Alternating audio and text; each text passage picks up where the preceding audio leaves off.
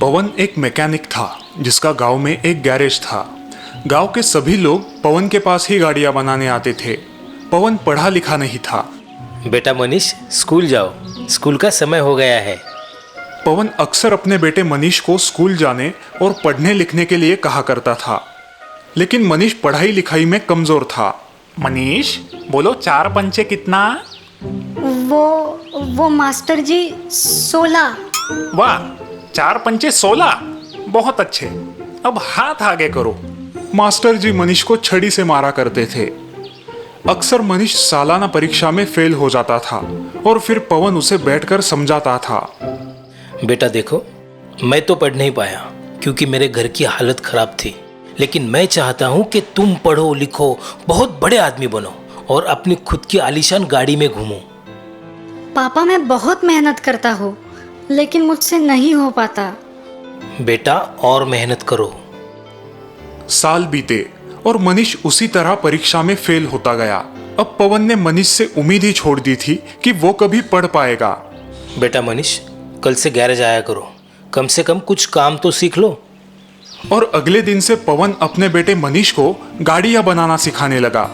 मनीष को भी गाड़ियां बनाने का काम बहुत पसंद था। कुछ वर्ष बाद मनीष पवन से भी होशियार मैकेनिक बन गया और पवन बुढ़ापे के कारण बीमार हो गया। मेरी बड़ी ख्वाहिश थी कि तुम पढ़ो लिखो, बहुत बड़े इंसान बनो और अपनी खुद की आलीशान गाड़ी में घूमो। अब मैं पढ़ नहीं पाया तो क्या करे, लेकिन गाड़ी में जरूर घुमाऊंगा आपको, और वो भी खुद की गाड़ी में। उस दिन मनीष ने ठान लिया कि वो अपने पापा की इच्छा पूरी करेगा और खुद ही अपने लिए एक कार बनाएगा। उसने पूरी लगन के साथ अपना काम शुरू किया। लगभग 2 साल बाद मनीष की मेहनत रंग लाई और उसने खुद के लिए एक शानदार कार बनाई। देखो पापा, मैंने कहा था ना कि मैं आपको अपनी खुद की बनाई हुई कार में घुमाऊंगा। मुझे तुम पर बहुत गर्व है बेटा। चलो, तुम्हारी इस नई कार का उद्घाटन हम देवी माँ के दर्शन से करते हैं। दोनों बाप बेटे अपने लंबे सफर पर निकल पड़े। कई किलोमीटर चलने के बाद पवन के मन में एक ख्याल आया। अरे बेटा मनीष, कार में पर्याप्त डीजल तो है ना? हम काफी दूर आ चुके हैं, डीजल खत्म ना हो जाए। अरे पापा, उसकी कोई जरूरत नहीं। ऐसे कैसे? भला बिना तेल के कोई कार कैसे चलेगी? हाँ पापा, चल सकती है, ये बिल्कुल मुमकिन है। बेटा, मेरे इतने साल का तजुर्बा कहता है कि बिना तेल के कोई कार कभी नहीं चलेगी। पापा, आपको मेरी बात पे यकीन नहीं हो रहा ना? रुकिए, आपको अभी यकीन दिलाता हूँ। ऐसा कहकर मनीष ने तुरंत कार रोक दी। वे दोनों कार से बाहर आए। पवन कार की जांच करने लगा। तभी उसने पाया कि कार में ईंधन के लिए कोई टैंक मौजूद ही नहीं है। अरे, ये कैसे संभव है? इस कार में तो तेल की टंकी ही नहीं है।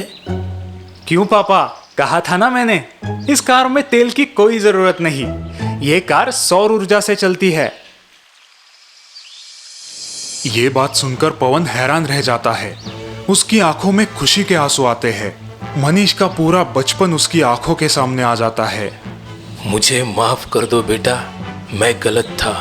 तुमने एक ऐसा आविष्कार किया है जो आज तक कोई पढ़ा लिखा नहीं कर सका।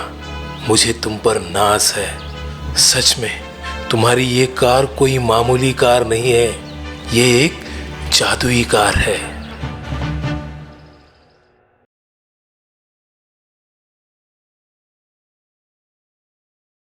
एक गांव में रामू नाम का एक लड़का रहता था। रामू बड़ा ही आलसी था। उसे काम करना बिल्कुल पसंद नहीं था। रामू अपनी माँ के साथ रहता था। उसका ये आलस देखकर माँ उसे हमेशा डांटती रहती। बेशरम, कब तक घर में बैठेगा? कुछ काम कर, जब देखो तब सोता रहता है, निकम्मा कहीं का। सारा समय क्यों मुझ पर चिल्लाती रहती हो माँ? अभी मेरी उम्र ही क्या है। रामू की माँ रामू पर गुस्सा हो जाती है। ठीक है माँ, अब गुस्सा मत करो। अब मैं जाता हूँ और काम ढूंढ कर ही वापस आऊंगा, और तब तक खाना भी नहीं खाऊंगा। लेकिन दोपहर का खाना बना के रखना।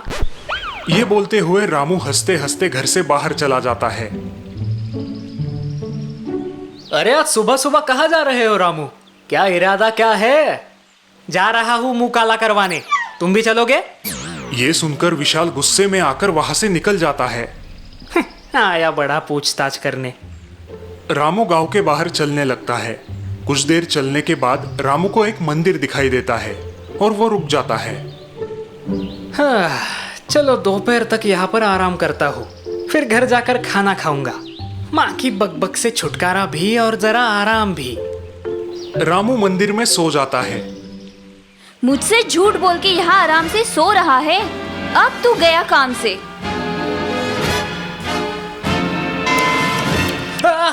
ओए, मत मारो माँ, मत मारो, मैं जाता हूँ काम पे। ओए, ये तो सपना था। लगता है मुझे कुछ काम ढूंढना ही होगा, नहीं तो माँ सपने में आके भी मारेगी। लेकिन मुझे ऐसा काम ढूंढना होगा जिसमें ज्यादा मेहनत ना हो। मैं कर दूंगा तुम्हारे सारे काम, तुम करना सिर्फ आराम ही आराम। अरे कौन बोला भाई? किसकी आवाज है? हुनर मेरा लाजवाब है, ये मेरी आवाज है। रामू का ध्यान उस बोलने वाले शंख पर गया और रामू हैरान हो गया। क्या तुम एक जादुई शंख हो? हाँ, मैं तुम जो कुछ भी चाहोगे वो सब दे दूंगा। क्या तुम मुझे इतना पैसा दे सकते हो जिससे मुझे कभी कोई काम करने की जरूरत ना पड़े? हाँ जरूर, लेकिन तुम्हें उसके बदले में मेरा एक काम करना होगा। क्या तुम तैयार हो? कौन सा काम? बोलो। तुम्हें मुझे एक बोरी चावल के नीचे दबा के रखना होगा। अगर तुम ये काम कर सकते हो तो मैं तुम्हें बहुत सारा पैसा दूंगा। अगर नहीं कर पाए तो एक सीख मिलेगी। ये तो बड़ा ही आसान काम है। जादुई शंख की बात सुनकर रामू खुशी खुशी घर आता है और चावल की एक बोरी उठा लेता है। माँ उसे इसके बारे में पूछती है, मगर रामू अपनी ही धुन में है। गांव के लोग भी रामू की खुशी देखकर हैरान है। रामू चावल की बोरी लेके मंदिर आता है और थोड़े चावल बिछाकर जादुई शंख को उसके ऊपर रखता है और बाकी बोरी के चावल शंख पर डालने लगता है। शंख पूरी तरह से ढक जाता है। रामू खुश हो जाता है। तभी अचानक चावल नीचे से खिसकने लगता है और शंख ऊपर आता है। ये ऊपर कैसे आ गया? करो और एक बार कोशिश करो। रामू शंख को फिर से ढकता है, लेकिन शंख वापस ऊपर आ जाता है। रामू बार बार कोशिश करता है, लेकिन शंख ऊपर ही आता रहता है। रामू पसीने से लथपथ हो जाता है और थक जाता है। गांव के लोग रामू की हालत देखकर रामू पर हंसने लगते हैं। अरे रामू, तुम बूढ़े हो जाओगे पर शंख को चावल के नीचे नहीं दबा पाओगे। शंख कभी चावल के नीचे नहीं दबता रामू। गांव वाले रामू पर हंसते हैं और वहां से निकल जाते हैं। रामू हताश होके वहीं बैठ जाता है। इतनी मेहनत करके मुझे कुछ नहीं मिला। ऐसा कैसे? एक सीख तो जरूर मिली ना। कौन सी सीख? बिना मेहनत के दुनिया में कुछ नहीं मिलता।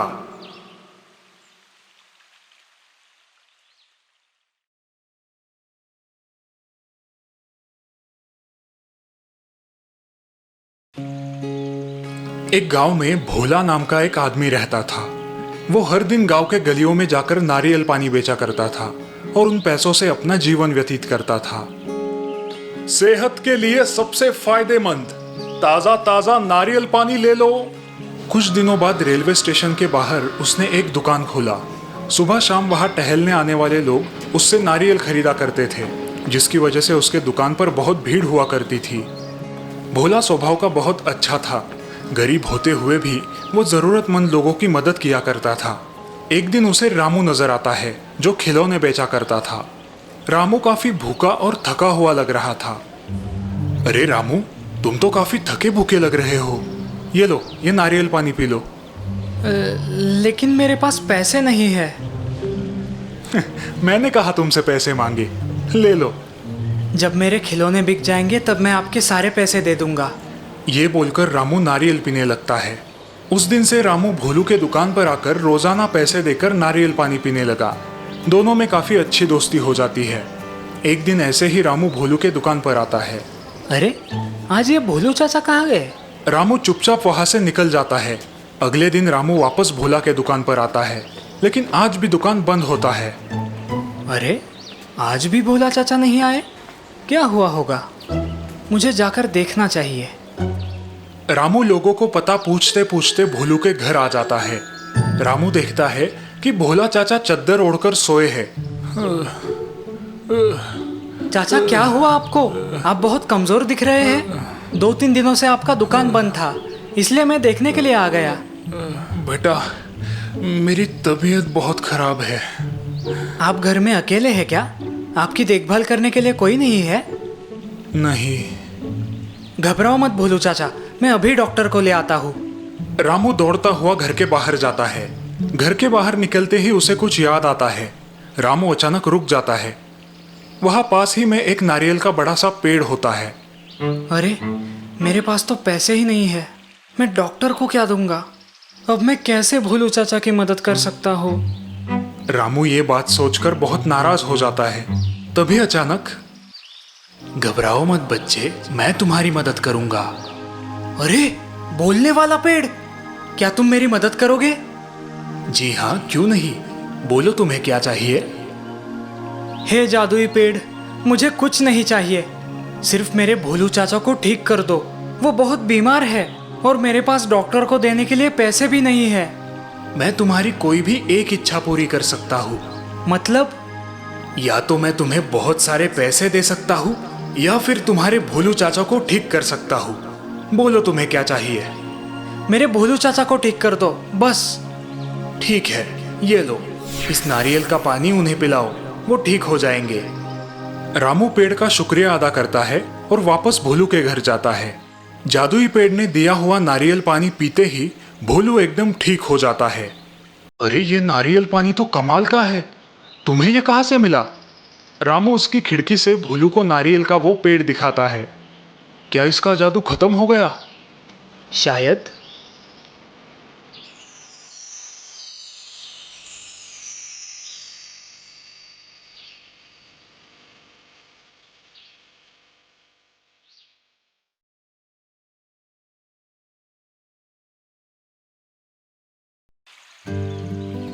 बंदरबाड़ी नाम का एक छोटा सा गांव था। गांव में ज्यादातर लोग किसान ही थे जो खेती बाड़ी करके अपना गुजारा किया करते थे। गांव वैसे तो बड़ा ही शांत और सुंदर था और गांव के लोग भी अपना काम पूरी ईमानदारी के साथ किया करते थे। उस गांव में सिर्फ एक ही समस्या थी। गांव में बंदरों की टोलियां बहुत ही ज्यादा उद्यम मचाया करती थी। गांव वाले इन बंदरों से बड़े परेशान हो गए थे। वो दिन भर गांव में यहाँ वहां उछलते कूदते रहते, कभी किसी के घरों में घुस जाते और वहां की चीजें उलट पुलट कर रख देते। दिन भर गांव में इन बंदरों की टोलियां घूमती रहती। इतना ही नहीं, रात को भी ये बंदर चीखते चिल्लाते और घरों की छतों पर लंबी लंबी छलांगे लगाया करते। गांव वालों की तो नींद ही हराम हो गई थी। एक दिन उस गांव में एक सौदागर आया। यह सौदागर खुद को बंदरों का सौदागर कहा करता था। आते ही उसने गांव में एक ऐलान कर दिया, सुनिए गांव वालों, मैं एक सौदागर हूँ, बंदरों का सौदागर। मैं आप लोगों से एक सौदा करना चाहता हूँ। मुझे यकीन है कि यह सौदा आप सबके लिए फायदेमंद साबित होगा। कैसा सौदा भाई, जरा खुल के बताओ। हाँ, बताता हूँ जी। मैंने देखा है कि इस गांव में बंदरों ने बड़ा उद्यम मचाया है। इस बारे में मैं आपकी मदद कर सकता हूँ। नेकी और पूछ पूछ, हमें सौदा मंजूर है। अरे भाई, पहले उसकी पूरी बात तो सुन लो। बिल्कुल ठीक कहा आपने। तो सौदा ये होगा कि आप लोग बंदरों को पकड़ के मुझे लाके दोगे और मैं हर एक बंदर के पीछे आपको 10 रुपए दे दिया करूंगा। बंदरों को पकड़ने के 10 रुपए? अरे वाह, ये तो बड़ी अच्छी बात है। कहा था ना मैंने कि यह सौदा आपके लिए फायदेमंद साबित होगा। आपको पैसे भी मिलेंगे और इस गांव में बंदरों ने जो उद्यम मचाया है वो भी कम हो जाएगा।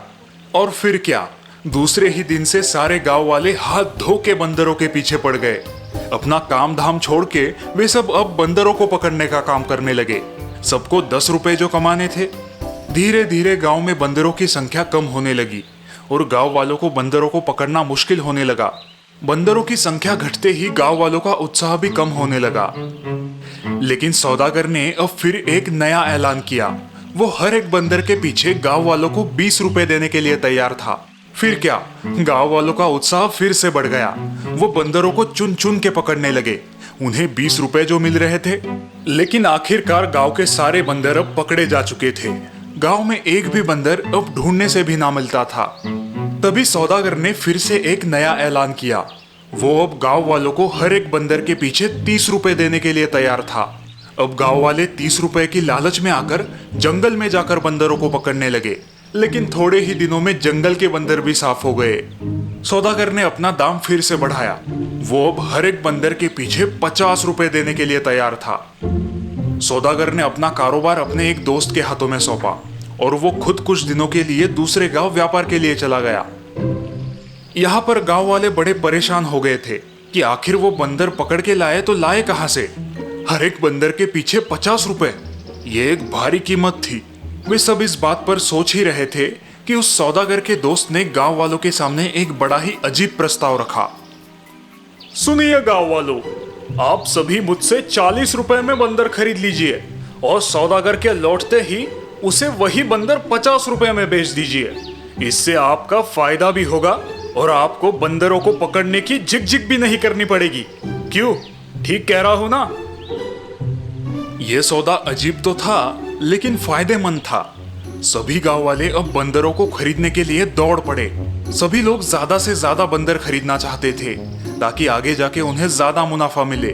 बंदरों के खरीदने की बोली पर अब गांव में झगड़े भी होने लगे। बंदरबाड़ी का वातावरण अब ईर्ष्या और झगड़े से प्रदूषित हो गया था। जल्द ही वो सारे बंदर लोगों ने खरीद लिए और वे सौदागर के लौटने का इंतजार करने लगे। उसी रात सौदागर के दोस्त ने अपना सारा सामान समेट लिया और वो उस गांव को छोड़ के चला गया। उस दिन के बाद ना ही वो सौदागर उस गांव में लौट के आया और ना ही उसका वो दोस्त। गांव वालों को अपनी गलती का एहसास बड़ी देरी से हुआ। सौदागर और उसके दोस्त ने मिलके बंदरबाड़ी के गांव वालों को चूना लगाया था। उन दोनों ने बड़ी चालाकी से वही बंदर गांव वालों को बेच दिए थे जिनसे वे छुटकारा पाना चाहते थे। बंदरबाड़ी में अब लोग कम और बंदर ज्यादा दिखाई देते थे। आखिर यूं ही उस गांव का नाम बंदरबाड़ी थोड़ी ही ना पड़ा है। पता नहीं वो सौदागर और उसका दोस्त अब कहां पर है। बंदरबाड़ी के लोग उन्हें आज भी ढूंढ रहे हैं। कहीं आपको नजर आए तो बताइएगा जरूर।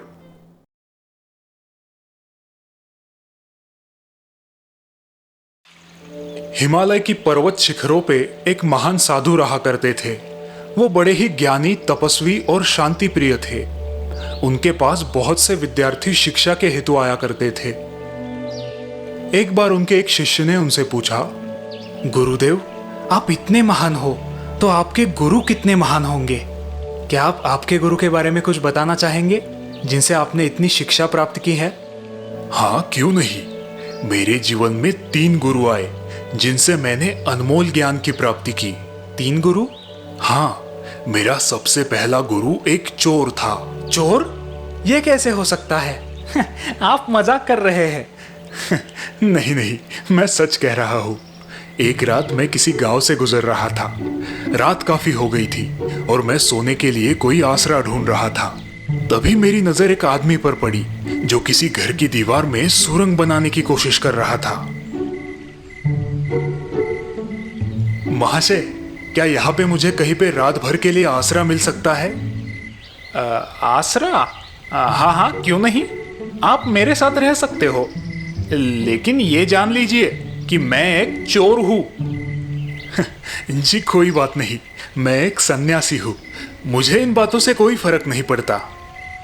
और फिर मैं उस चोर के साथ उसके घर रहने चला गया। कुछ दिन मैं उसकी झोपड़ी में उसके साथ रहा। वो चोर बड़ा ही खुश मिजाज था। कभी वो चोरी करने में सफल रहता तो कभी असफल, लेकिन असफल होने पर भी वो कभी भी दुखी ना होता। अपने झोपड़े में आके आसमान को ताकता हुआ सो जाता था। वो एक मस्त मौला आदमी था। अपने जीवन में कभी भी निराश ना होने की सीख मैंने उसी से ली है। मेरा दूसरा गुरु एक कुत्ता था। कुत्ता? हाँ, एक कुत्ता। उस कुत्ते को बड़ी प्यास लगी थी, लेकिन जब भी वो पानी पीने नदी के पास आता, पानी में पड़ी खुद की परछाई देखकर वो डर कर वहां से भाग जाता। लेकिन जब उसकी प्यास बहुत बढ़ गई, हिम्मत करके उसने उस नदी में छलांग लगा दी। छलांग लगाते ही परछाई गायब हो गई। लेकिन अब वो पानी में डूबने लगा। घबरा कर वो जोर जोर से अपने पैर चलाने लगा, जिससे वो पानी में तैरने लगा और नदी के उस पार पहुंच गया। उस दिन मैंने सीखा कि अपने डर से भागो मत, उसका सामना करना सीखो। मेरा तीसरा गुरु 10 साल का एक छोटा सा बच्चा था जो हाथ में जलता हुआ दिया लेके अपने घर की तरफ जा रहा था। मैंने उस लड़के को रोका। मैं उस लड़के की थोड़ी परीक्षा लेना चाहता था। मैंने मजाक में ही उसे पूछा, बेटा तुम जो ये दिया हाथ में लेके जा रहे हो उसमें ये रोशनी कहाँ से आई है? उस लड़के ने मेरी तरफ देखा और फिर बड़ी गंभीरता से उसने उस दिए को बुझाकर मुझसे कहा, क्या आपने देखा कि ये रोशनी कहाँ चली गई है? ये जहाँ चली गई है वहीं से आई थी। मैंने उस बच्चे को प्रणाम किया। देखो बच्चों, ये निसर्ग, ये जीवन ही हमारा सच्चा गुरु है। अगर हम अपने मन की आंखें खोलकर देख पाए तो यहाँ की हर एक चीज हमें मार्गदर्शन कर सकती है, हमें जीने की सही प्रेरणा दे सकती है। अब ये आप पर निर्भर करता है कि आपको आपकी आंखें खुली रखनी है या बंद।